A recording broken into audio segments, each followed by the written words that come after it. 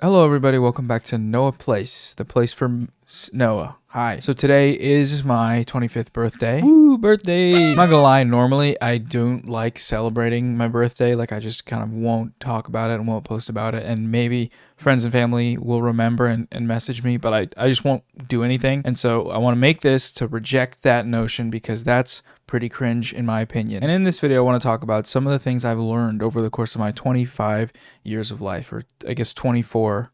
No, it's 25 now. I always forget about rounding up and rounding down, like which one you're supposed to go to. But anyways, I have 16 things written down, which is not 25, but hopefully by the end I'll think of 9 more to share with you all. So that's what it is today. Things I've learned over my time. We are on our lifestyle vlogger arc here, testing out new stuff on this second channel.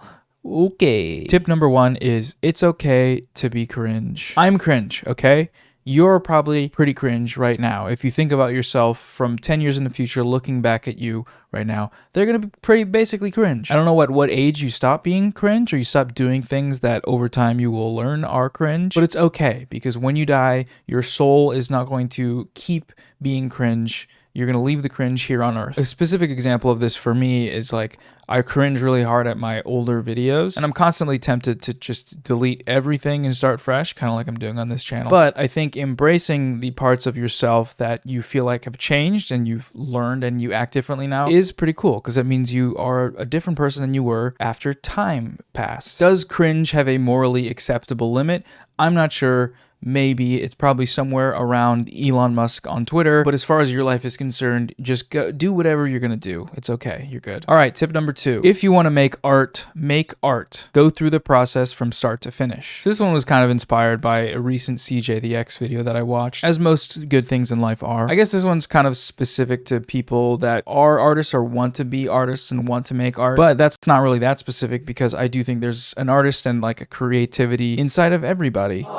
So the whole thing is actually producing things means having to go through the process. It means having to learn to use the tools. And the best way to learn that is by doing little projects and little fun stuff. After high school and I guess during college, I struggled a lot with this, with the strong urge and desire to be creating things like for a living and a certain disconnect between what I was actually doing and where I wanted to be. And that sounds kind of vague. So specifically, I was doing music video stuff like visual arts. And there were times during that where I would get really stuck on projects, and whether it's for like creative style purposes or wanting to do this thing and feeling like what I was making wasn't good enough as that thing that I was watching, you get stuck and it's really easy to let projects stagnate and maybe you never finish them. Maybe you don't end up working with the person you were really excited to work with because of that. But after years of having that going on, in between those stagnation periods, you find things that you complete from start to finish that you put out into the world. You don't hold on to those ideas longer than they need to be held on to. And I think that's super important because we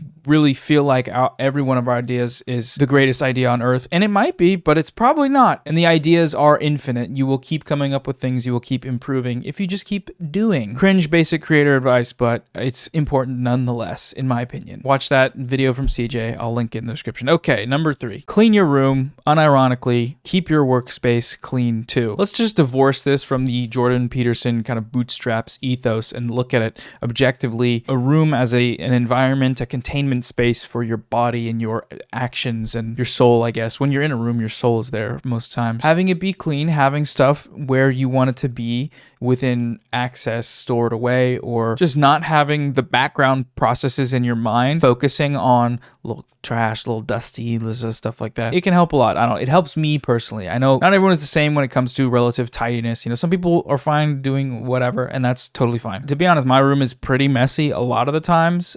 And so is my workspace. I'll have like books and Red Bull cans and things all over this place. And I'm like parting the sea of stuff to get to my keyboard so I can like, you know, do this crap. But a nice reset every once in a while to get stuff back in order. It feels really good, you know. If anything, maybe this will serve as a reminder to the people who are depressed and sitting on a pile of laundry. Just go. Because clean sheets and stuff, it feels good after a while. And I know how it gets, you know. Super important life lessons.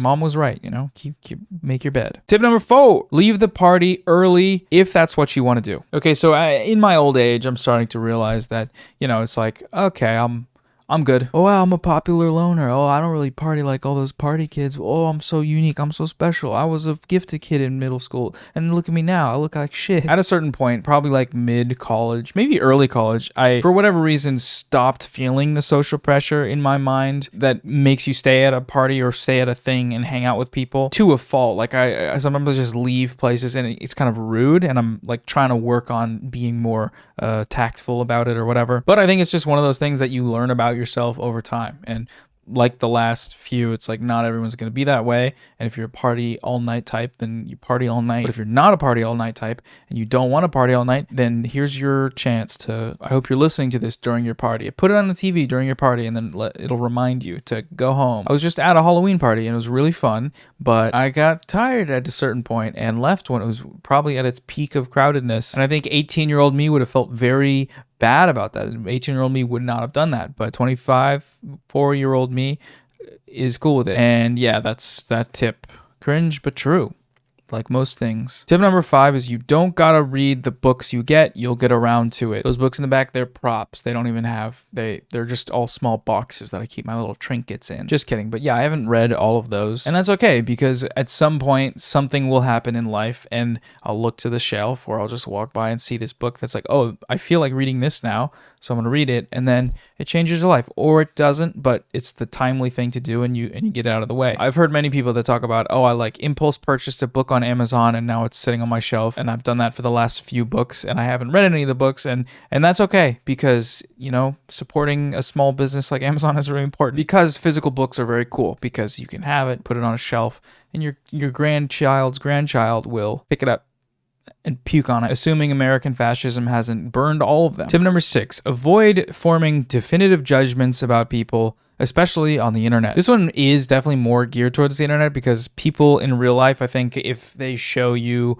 how they act and you don't like it, it's okay to be like, oh, I don't like that person, I don't want to hang around them. It's also totally valid and okay to judge people if they give off weird vibes, or even if they just give off vibes that you don't like. That's totally fine. But when I think about being a creator and seeing other people online that are like online figures, there's a certain animosity that gets retained over time for people that are, at the end of the day, human, that I don't really fuck with. And again, if you have an opinion on a person, that's totally fine. No one should ever force you to watch something or someone or support them in any way. But, there's always a chance that people have changed their mind about things or think about things differently than they did in the past. And so when you're making a judgment, or when you're more specifically speaking on them, it's good to take as much of what they do into account as possible. Number 7 is okay, it just says depression. I don't remember what the point of this one was. Something about mental health and getting checked on if you're doing bad. Or maybe it was like a reminder if you're depressed in bed to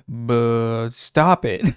Yeah, let's go with that. Mental health check. How you guys feeling? How you doing? Number 8, don't put the world on your shoulders. This is partially inspired by a tweet from FD Signifier, if you guys know FD, if you know Unk. Remember to give yourselves grace, y'all. Some of y'all are young as fuck out here, pulling your hair out, trying to make a mark. At this point, survival is a radical act. Be easy on yourself. When I read this, I was like, God damn, that's very true. And I don't know why I hadn't thought about it that way. Because yeah, relative to the human world, I'm 25, which is pretty young. It's old, but it's young, okay? And therefore, the way I feel about my duty to change the world or do something with my life, quote unquote, is not really proportionate to, how long my life has been going. Feeling that way can just drain you so much, and sometimes you just need a reminder like that to say, you can relax for a second, In order to change the world, you have to relax, actually. It's kind of if you're just beat up, you're not going to be as effective at what you want to do. Do a face mask, take a bath, I don't know. Number 9, play a little League of Legends sometimes.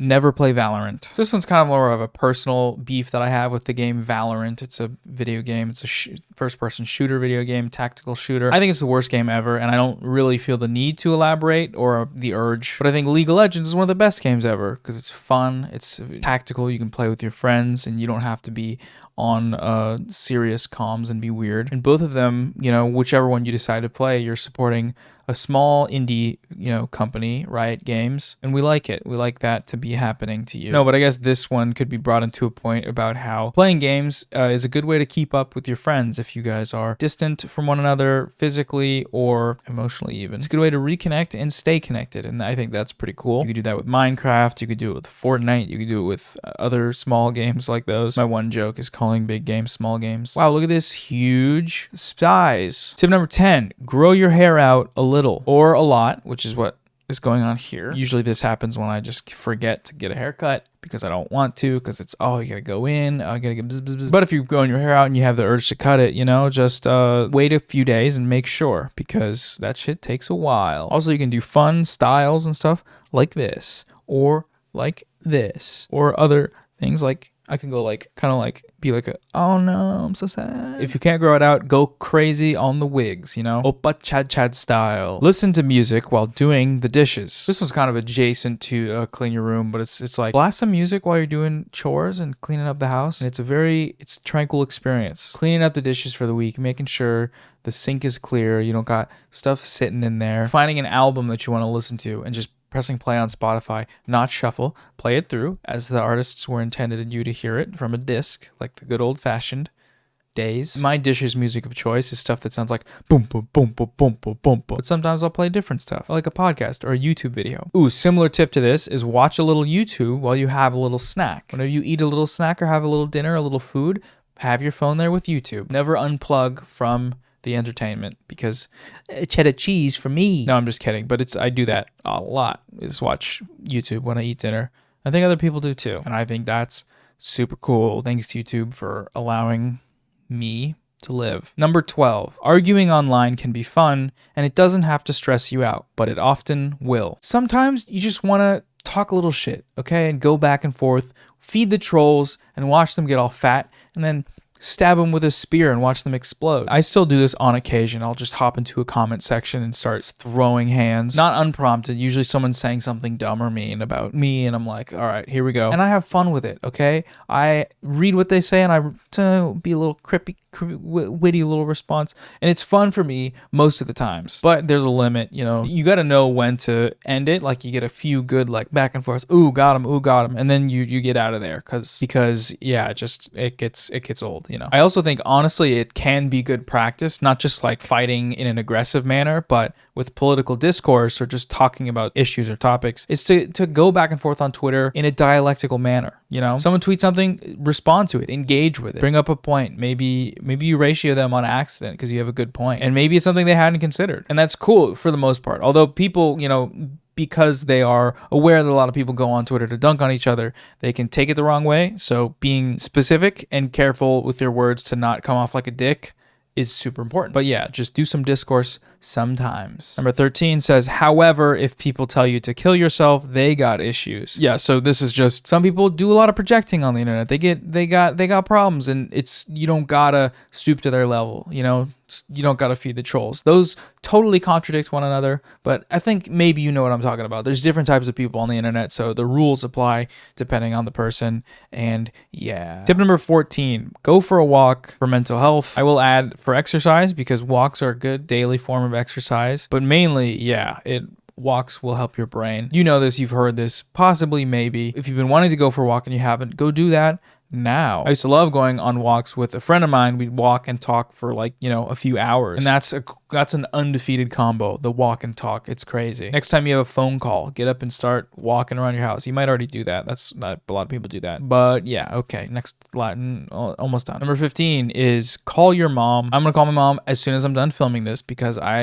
she called me because it's my birthday and I gotta call her back, so I'm going to do that. But call your mom extends to parental guardians across the board, and friends, just people in your life that you have trouble keeping up with. It's only a matter of time till you make the decision to reconnect, and when you do, it'll probably be good.